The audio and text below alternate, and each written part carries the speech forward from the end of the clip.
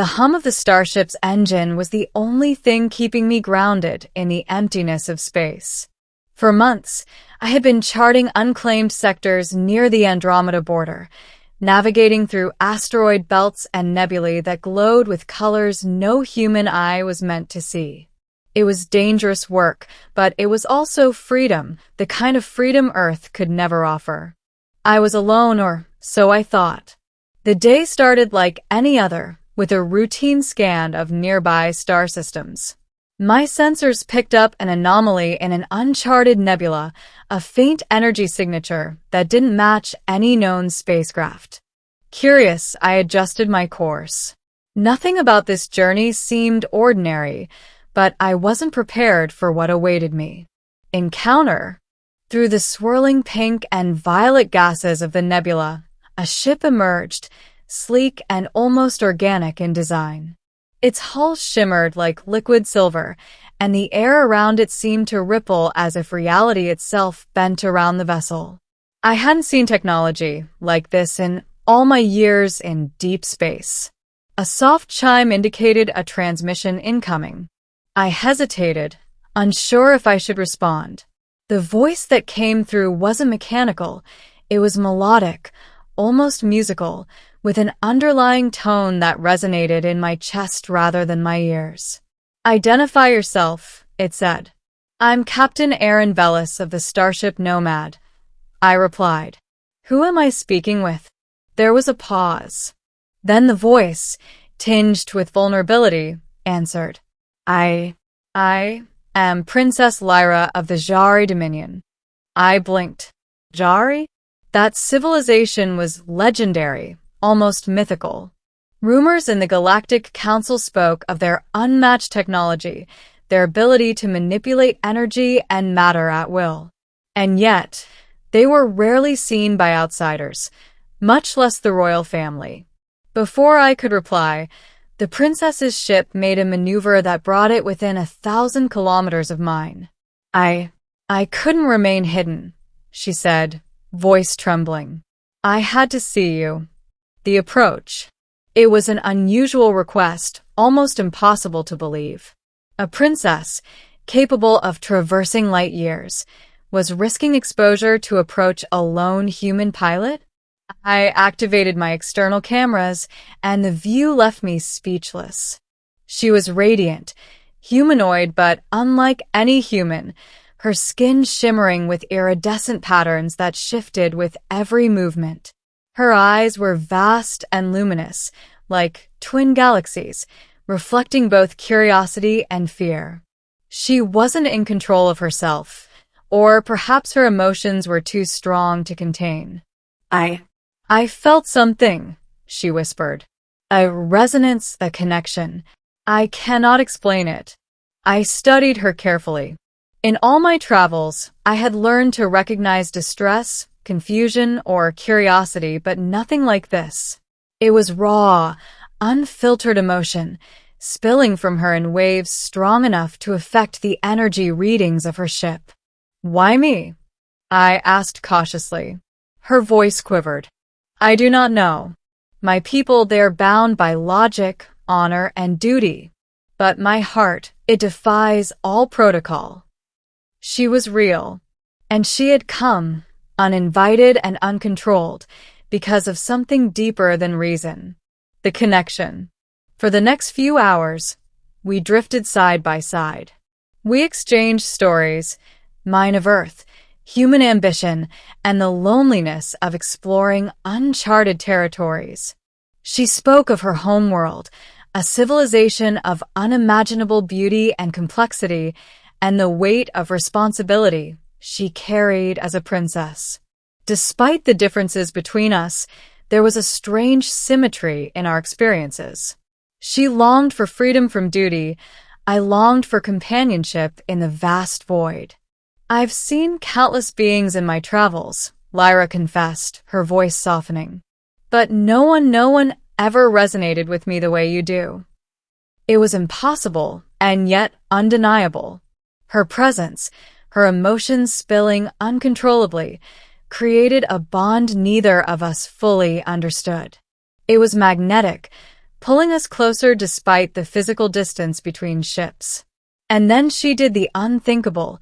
She extended a translucent bridge of energy from her ship, forming a walkway that defied gravity and reason. "Come meet me," she said. I hesitated. Crossing it was risky, but the pull was irresistible.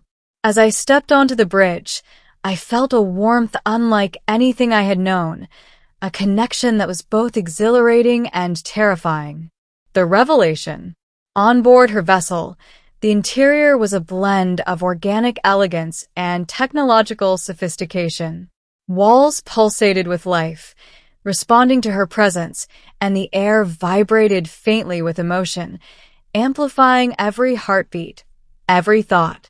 "You feel it too," she whispered. "The bond, it isn't just emotion. It's harmony." I realized then that our meeting was no accident. Something in the universe had drawn us together, a resonance bridging human and Zha'ari physiology. It was rare, perhaps unprecedented. "You are different," Lyra admitted. "Humans are unpredictable, emotional, yet resilient. That is why I approached you. I couldn't resist.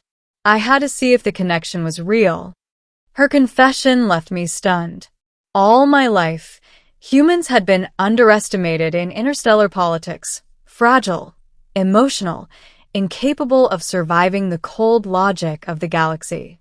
And here she was, the embodiment of a civilization that valued perfection and control, choosing a human because her heart defied reason. The conflict. But it wasn't simple. The Zha'ari Dominion would never approve of this. A princess bonding with a human could trigger political upheaval.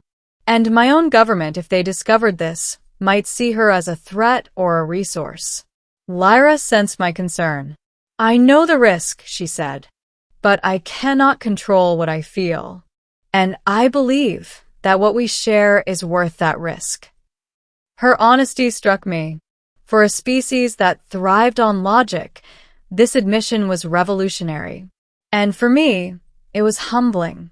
An alien princess, unbound by reason, revealing vulnerability to a human. The decision.